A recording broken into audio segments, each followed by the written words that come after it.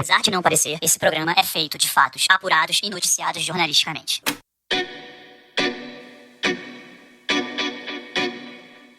Saudoso e descansado Vitor Camejo. Como vão as suas playlists aí de festa de fim de ano, já que tá acabando o ano? Meu irmão, já tô na vibe do shopping center já. Setembro, já tava mandando as músicas da Simone já. Aí. Já montando a árvore de Natal. Eu por mim, o espírito natalino é assim. Eu sei que, nem sei que época que a gente tá indo pro ar agora, mas passou setembro. Pra mim já monta a árvore e desmonta só em junho. E a gente tinha que comer fatia de parida o ano todo. Que chama rabanada, né? Aqui é fatia de parida. Fatia de parida? Fatia de parida, fica aí. Cara, de repente ficou muito menos apetitosa a rabanada, né? A gente aqui já vai descongelando o Roberto Carlos. Hein, Vitor? Aí bota o Roberto Carlos comendo uma fatia de parida. Mas, ó, eu tava lendo aqui a pesquisa do episódio de hoje e entrei numa vibe mais samba raiz. Uma coisa mais... Pô, vamos pro Rio de Janeiro de novo? Não. Não vai ter, não tem só no Brasil sem Rio de Janeiro, cara. Não, tem hoje que entregar a taça pros carioca. Hoje vamos ao Rio Grande do Norte, que apesar do nome, fica no Nordeste. Você aí que tem um problema de geografia, né? O caso de hoje me lembra o saudoso sambista Bezerra da Silva. Meu vizinho jogou uma semente no meu quintal, de repente brotou um tremendo matagal. Meu vizinho jogou. Maravilhoso, Bezerra. É mais ou menos. Cagueta é a imagem do cão. É isso, velho. O Bezerra, a gente lembra aqui, né? O Brasil lembra pela malandragem carioca, mas era pernambucano. Olha. Né? Mostrando aí pro mundo que o espírito vibe correta está no Brasil inteiro. Não está só na Bahia, nem no Rio, nem em Belém. Está no Brasil inteiro. Mas tem alguns lugares que tem um pouco mais. Um pouco mais, isso é verdade. Isso aí é verdade. O tema de hoje, Vitor, vale ressaltar, foi sugestão do ouvinte Guilas, ou é Guilas, não sei pronunciar o nome dele, que deixou um comentário em uma das nossas 220 milhões de plataformas aí, viu? Olha aí, interativos. Isso. Então faça você aí em casa, você também faça como Guilas. Guilas. Mande sugestões pra gente, facilite o trabalho da nossa equipe de pesquisa. Né? Todos eles estão completamente uberizados já, trabalhando em vários empregos diferentes. Então seria muito bom se você fizesse essa mão pra gente aqui. Muito obrigado aí, Guilas. Nosso jurídico vai entrar em contato com você. Vai não. O pessoal que se sentiu ofendido a partir de agora pode processar o Guilas, tá? Então sim. É isso. Beijo. Vitor. Oi. Prepare sua pulseirinha de reggae. Ei. Seu trabalho. Eu trabalho com Durepox. Vem. Seu dread. Deixa um dread tranquilo ali, inchado na parte da raiz. Apropriado culturalmente. Não posso. Sou proibido. Meus amigos de Salvador proibiram. É verdade. E embarque na brisa da nossa viagem de hoje. O destino é Cruzeta, Rio Grande do Norte. A imagem é de uma cidade pacata, pacífica, fofinha até, né? Que se vê no meio de uma fumaça de confusão, com direito a muito giroflex, sirene, peixeirada em pé de planta, unguento ou emplastro de planta, chazinho de planta, velhinhos fofos e, felizmente ou infelizmente, a danada da lei. A receita tá boa hoje. Então, vamos ao preparo.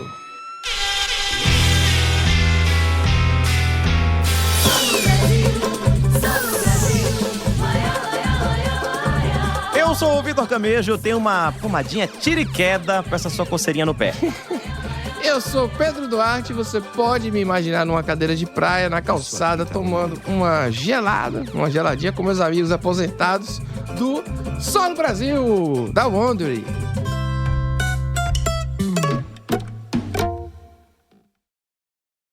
O ano é 1996. Estamos numa cidadezinha de 7.900 habitantes chamada Cruzeta.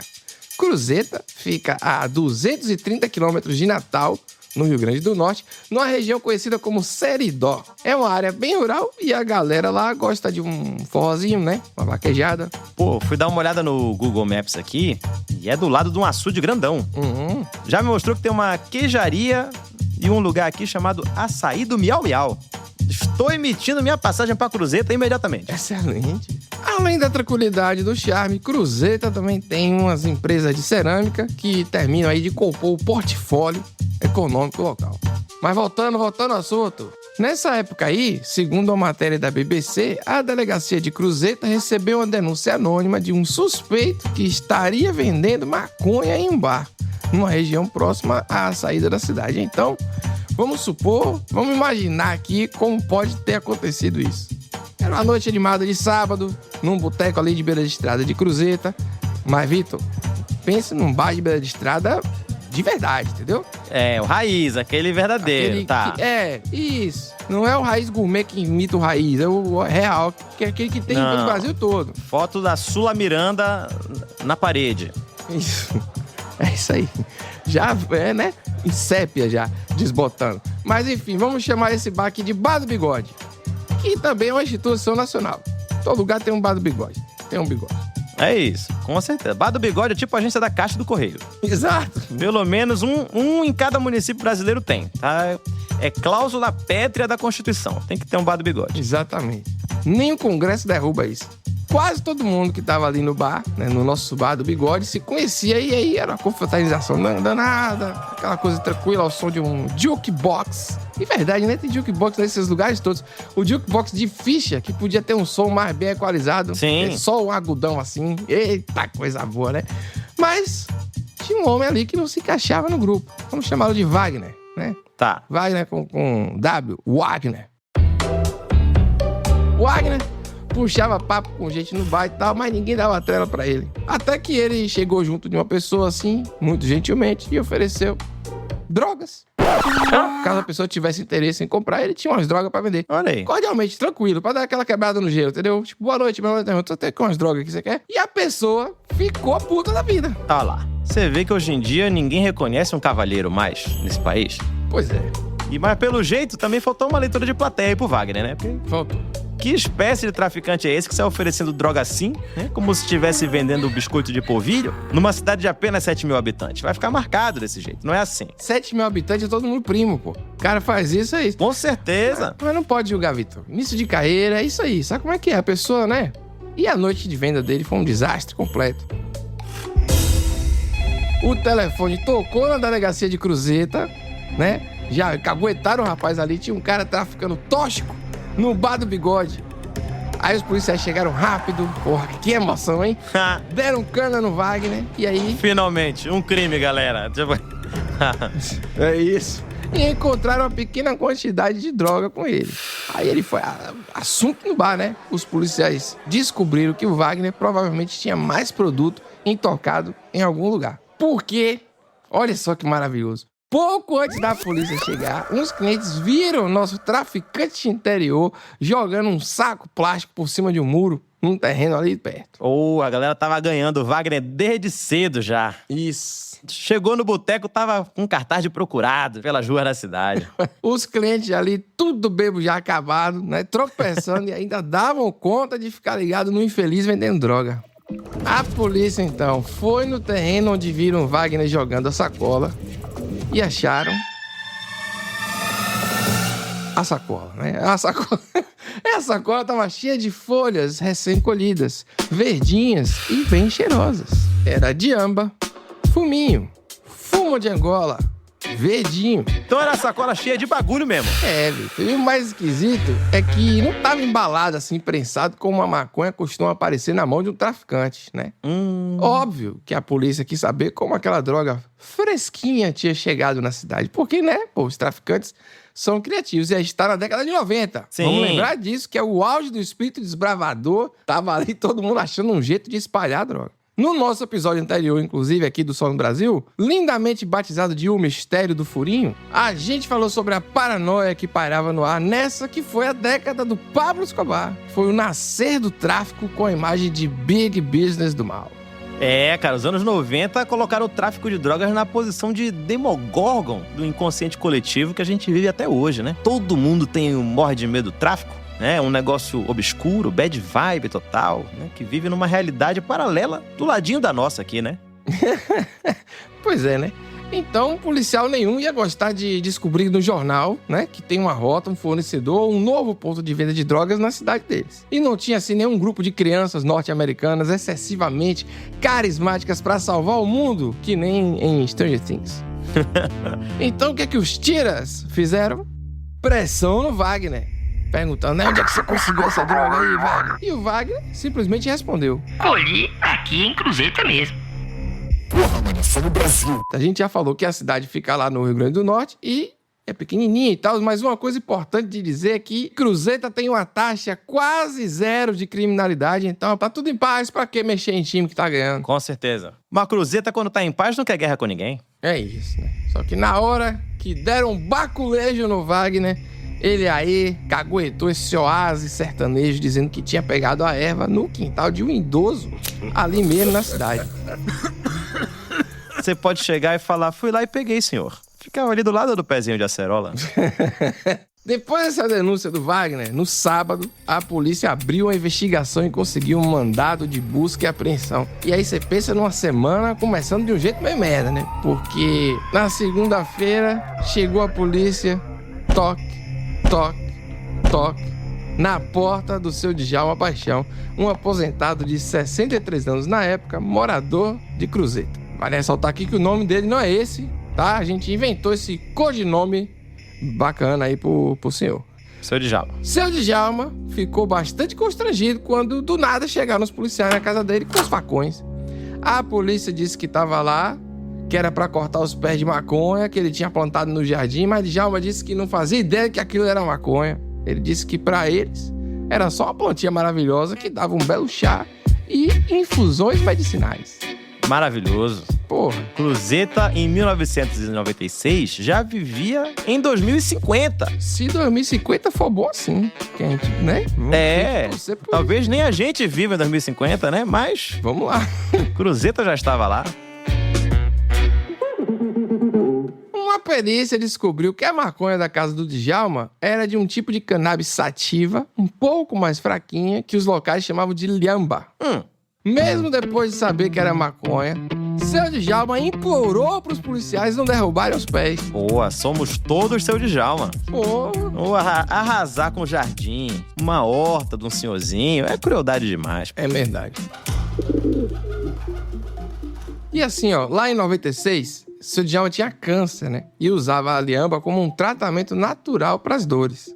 Ele nem fumava, Vitor. A erva era, tipo, curtida na água, em álcool, entendeu? Era aquela cura ancestral, a sabedoria popular. Sim. Né? A cura do idoso mesmo. Tem gente que faz pomada de arnica, de carqueja. Né? Minha avó usava andiroba pra passar na perna. Né? O molho místico caseiro que paracetamol nenhum vai ter. Nunca vai chegar aos pés da sabedoria popular brasileira. No inquérito, o Djalma disse que a esposa dele tinha trazido umas mudinhas ali da casa da irmã dela em Natal, numa viagem 8 anos atrás. Aí, Vitor, ele trouxe a maconha, começou a fazer chá e aí ele percebeu que a saúde dele melhorou, entendeu? Então, porra, ele não guardou pra ele mesmo, começou a falar pra todo mundo, né? Pra os conhecidos e tal, o pessoal foi lá buscar uma mudinha. E foi assim, meu amigo, que outras 5 casas de Cruzeta também ganharam os jardins canábicos. Que beleza. Pô, maravilhoso. A planta servia pra tudo. Dor de cabeça, problemas respiratórios, epilepsia, reumatismo, enxaqueca, falta de apetite e baixa inspiração na hora de escrever um show de stand-up. E foi essa versatilidade que fez a polêmica maconha se espalhar por toda a cidade.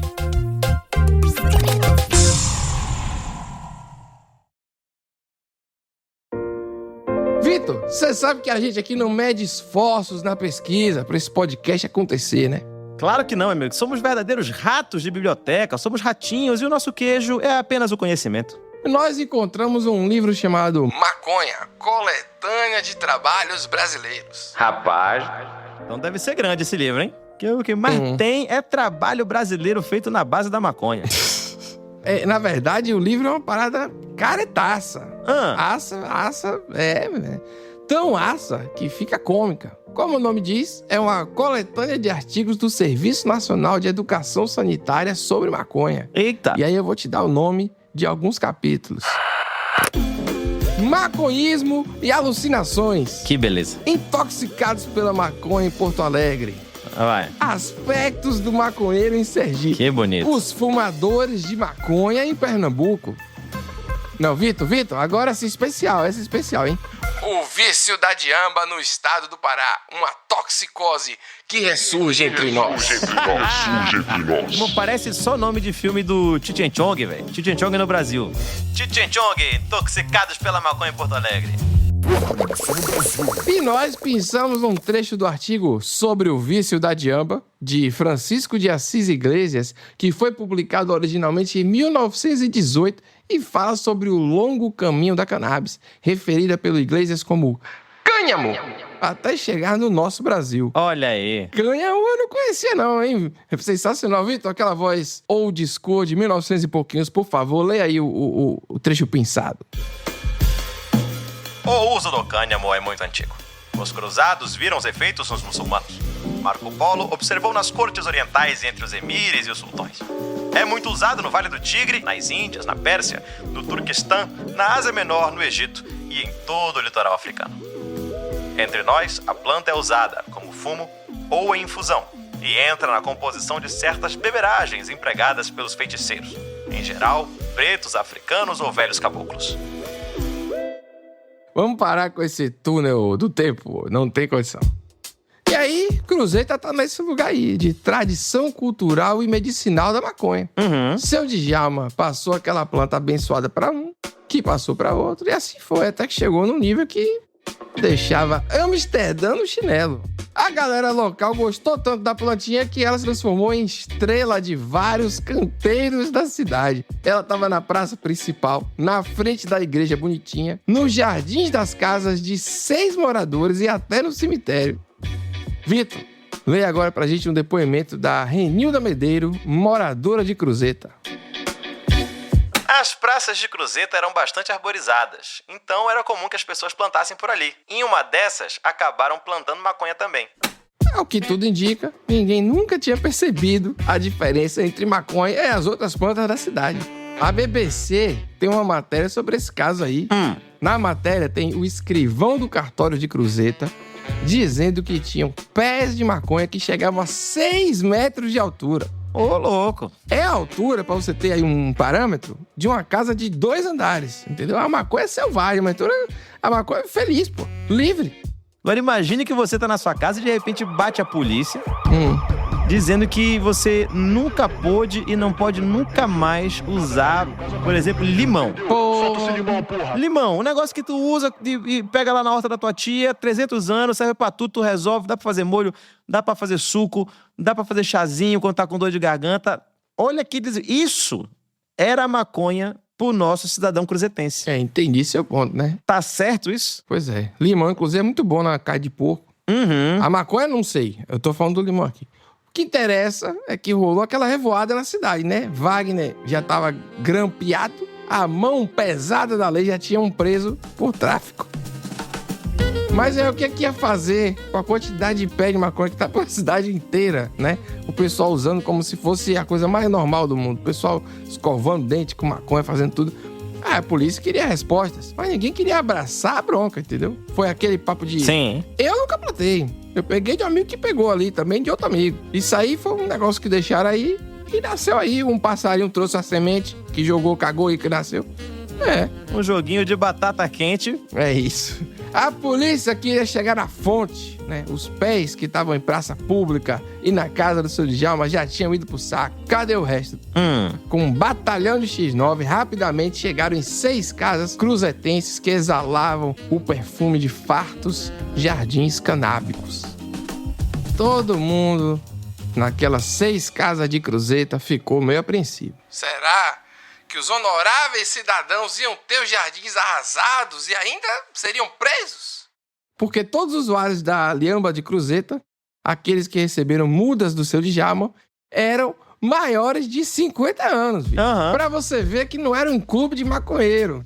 Era um negocinho de velhinho mesmo, trocando chá, receita de biscoito amanteigado, um negocinho que curava uma dor. Era uma galera 50 a mais. Não é possível que prenderam um monte de senhorzinho, senhorinha, porque estavam tomando chá e passando álcool maconhado nas varizes. Quando a gente acha que o Brasil é previsível, ele dá uma rasteira de capoeira na gente, entendeu? E não rolou esse vacilo bizarro. A justiça entendeu que os usuários não tinham intenção nem conhecimento de que aquilo era entorpecente. Então, não deu cana em ninguém, mas derrubou as plantações todas e aí dividiu a cidade. Olha, já em 1996 já existia a polarização política. Olha só que loucura, ó. Muita gente achou um absurdo, porque, afinal de contas, não fazia mal a ninguém. Pelo contrário, né? Ajudava os idosos a terem uma vida melhor e tal. Sim. Mas tinha uma galera furiosa, né? Aqueles aldeões que achavam mesmo que tinha que acabar com aquilo, que era uma porta de entrada, né? Para um mundo de labaredas e rodinhas de violão, já pensou? E aqui que o Brasil nos surpreende. A Liamba de Cruzeta foi parar nos fornos das grandes cerâmicas da cidade. Olha aí, meu amigo. A democracia sempre acaba em uma fogueira. Alguns meses depois que as plantas foram destruídas e a poeira baixou, seu Djalma morreu. Pois é, muita gente na cidade, segundo a matéria da BBC, acredita que o estado de saúde dele piorou depois de não poder se tratar com as suas plantinhas. Logo, muito logo, os moços elegantes se embriagarão com a Djamba. E como, desgraçadamente, eles têm irmãs, o vício terrível passará a fazer parte da moda. Como já o é a mania do éter, da morfina, da cocaína, etc. A história está se repetindo. As Helenas modernas não deixarão de ofertar aos seus telêmacos espartilhados o inebriante haxixe, a planta da felicidade, que nós chamamos planta da loucura. O pessoal gostava de florear na hora de escrever, viu? Esse aí é mais um trecho do artigo chamado Sobre os Vícios da Djamba. É isso, Vitor, a gente tá trazendo de volta esse artigo aqui, não é só pro senhor ficar fazendo aquela voz de novela. É porque a gente acha engraçada essa impostação toda, mas também é porque é a mesma pira de sempre, né? Esse artigo aí é de 1918 e basicamente ele diz a mesma coisa que a gente ouve por aí até hoje sobre maconha. Mais ou menos, né? Telêmacos espartilhados não é o que se diz sempre. Para mim é tristeza, porque eu acho um termo muito maravilhoso. É verdade. Mas é o mesmo discurso. Só que hoje em dia o pessoal diz isso aí mal vestido, né? Sem essa riqueza vocabular, né? Na época do artigo, o autor devia se vestir na estica, passava aquela cerinha no bigode. Sim. Terninho, cabelo arrumado. Pomada no cabelo. Né? Hoje em dia, pomada no cabelo, sabe? A calça engomada. Hoje em dia, qualquer um vestindo a camiseta do Deadpool, bermudão de elástico. Verdade.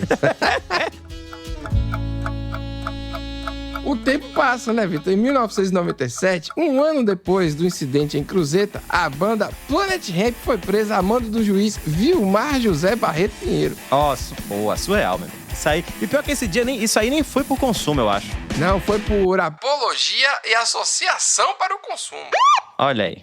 Então, né, a polícia ficou 11 meses estudando as letras do Planet Hemp. Precisava disso tudo mesmo? Pô, eu amo, velho. Eu canto assim porque eu fumo maconha.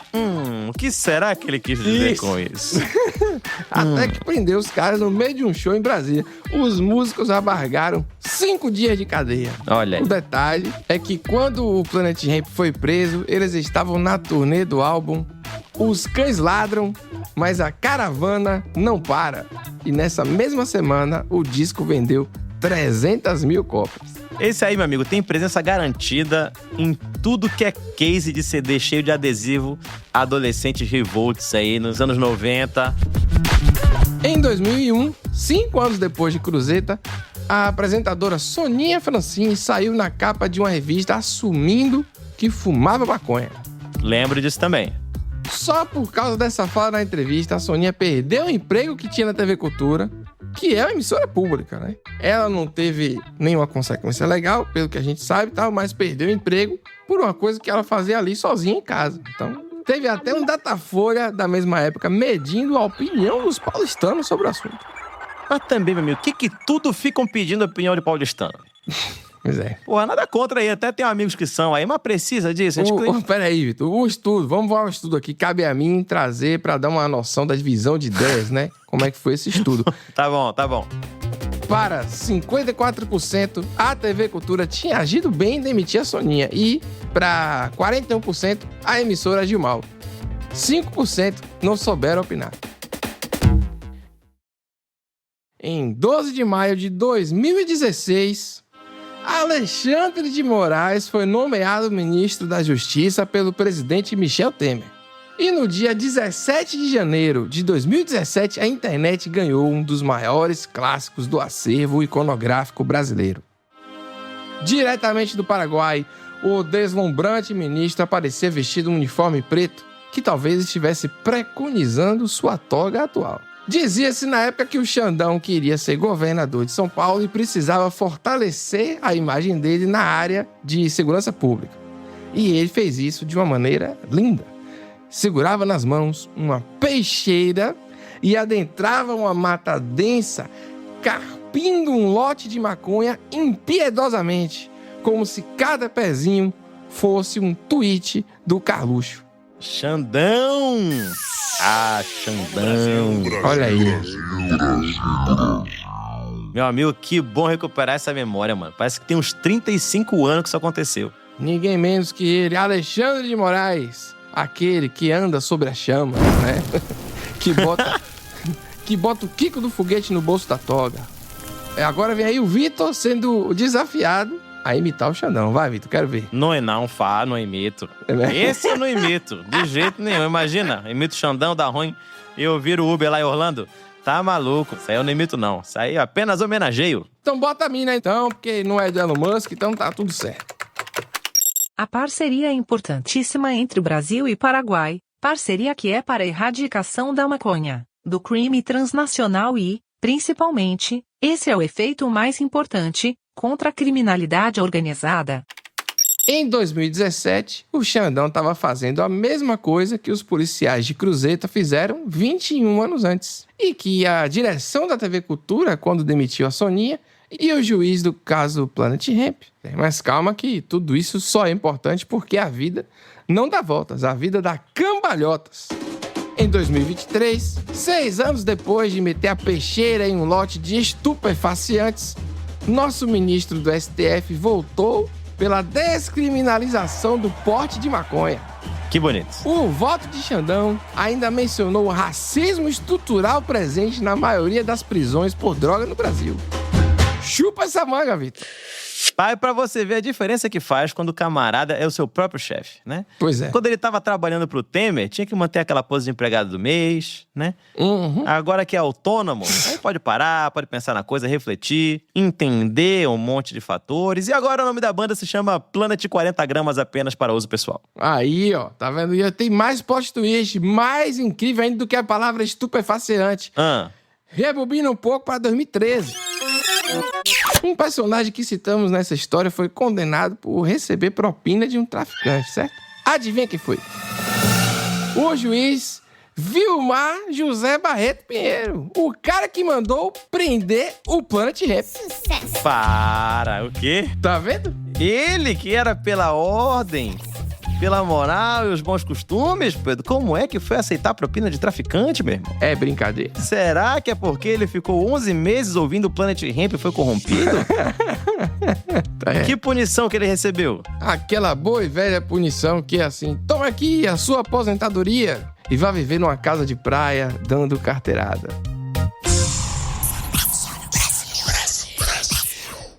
Lá em Cruzeta, nunca mais se soube de ninguém plantando maconha. A cidade continua pacata e os índices de violência próximos de zero. Uma minoria de cruzetenses acha que a cidade foi a pioneira nesse tema de uso medicinal de cannabis no Brasil, mas assim, uma parte grande dos moradores, nem gosta dessa conversa. E assim, ainda tem um resto que sabe que a gente ainda tem muita coisa pela frente antes desse país virar o que Cruzeta era tanto tempo atrás. Aquele negócio de plantar uma árvore, escrever um livro e fazer filho, não é comigo, Vitor. Eu já escrevi um livro, não sei quanto ao filho aí, o que é que vai acontecer, não sei, mas não vai rolar o negócio de plantar árvore, não. Pra mim aqui tá complicado.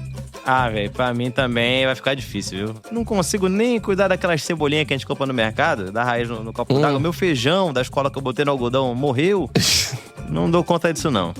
Mas eu aprecio o trabalho, Vitor, de todos os plantadores de árvore e criadores de filhos do Brasil. Com certeza. Vocês criam sombra pra gente, pessoal. Exatamente. Ao mesmo tempo que criam uns menininho barulhento aí, que grita, mas eu sei que dá alegria pra vocês. A gente fica por aqui hoje curtindo um descanso, uma sombra e uma água fresca. Eu sou Pedro Duarte e espero você na próxima semana no Som do Brasil. E eu sou o Vitor Camejo, já tô ansioso pelos nossos próximos encontros, hein, galera? Então, semana que vem estou aqui. Beijos.